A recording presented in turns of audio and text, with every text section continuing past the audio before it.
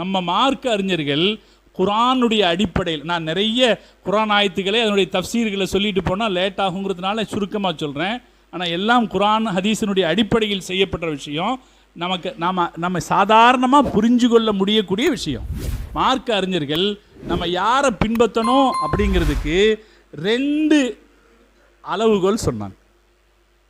நம்ம யாரை பின்பற்றணும்? ஆலிமை பின்பற்றணும். யாரை பின்பற்றணும்? ஆலிமை. தெளிவாக வைங்க சார். ஆலிம் அல்லாஹ்வுடைய கிருபையாலே 95% ஆலிம் தவறானவராக இருக்க மாட்டார்.